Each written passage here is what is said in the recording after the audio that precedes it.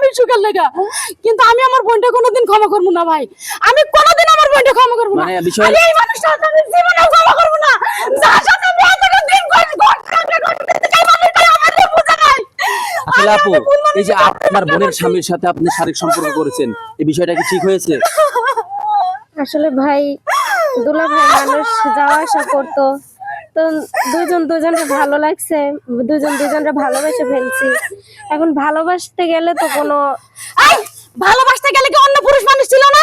তোর যদি এতই পছন্দ হইতো তুই বাইরে বাইরে যাতিস, তুই আমার জামাইয়ের সাথে কেন এটা করতে গেলি?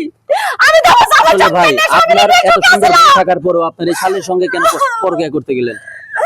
আসলে ভাই আমি এটা করতে চাই নাই।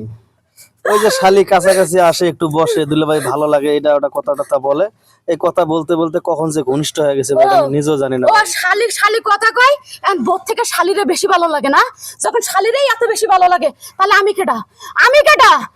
আমরা তুমি মাইরা ফলাই তুমি তোমার শালিরে নিয়ে সংসার করতে, এই সংসারে তোমারে তোমার এই দৃশ্য কতদিন যাবত আপনি আপনার শালীর সঙ্গে শারীরিক সম্পর্ক করতেছেন?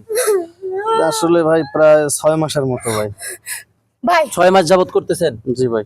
হ্যাঁ, ছয়টা আসলে মাস আপু, ভাই আমি এগুলো সহ্য করতে। আসলে আপু, আপনার এই যে বোনের সংসার আপনি ভাঙতেছেন, এটা কি ঠিক হচ্ছে?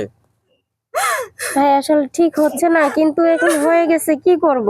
আমরাও তো দুজন দুজনরে ভালোবাসি, আবেগের বশে হয়ে গেছে। আসলে এই পর্যন্ত দুলাভাইয়ের সঙ্গে কয়বার শারীরিক সম্পর্ক করেছেন? ভাই প্রায় 6 মাস ধরে এরকম শারীরিক সম্পর্ক হচ্ছে। আসলে 6 মাসে কি পরিমাণ শারীরিক সম্পর্ক করেছেন আপনার দুলাভাইয়ের সঙ্গে? ভাই ভাই আপনাদের দোহাই লাগে, এই কথাগুলো আমার কানের সামনে আর কইেন না, আমি আর নিতে পারতেছি না। আসলে আপু, আপনি এখন কি করতে যাচ্ছেন? এখন আপনার স্বামী যেহেতু আপনার ছোট বোনের সাথে শারীরিক সম্পর্ক করেই ফেলেছে, এখন এই বিষয় নিয়ে আপনি কি করতে যাচ্ছেন? ভাই ভাই আমি ওর সাথে সংসার করবো না। ও যেহেতু আমার বোনটা পায়ে সুখী, আমার বোনটা নিয়েই থাক। আমার যেদিকে দুই চোখ যায় আমি সেই দিকে চলে যাবো, বুঝেন নাই?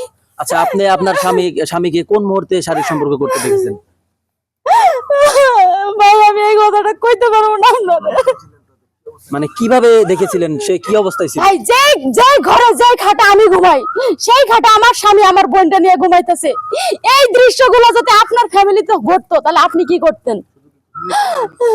শুধু কি ঘুমিয়েছিল নাকি অন্য কিছু করেছে? না ভাই, আমি ওদেরকে অন্যরকম অবস্থায় দেখছি।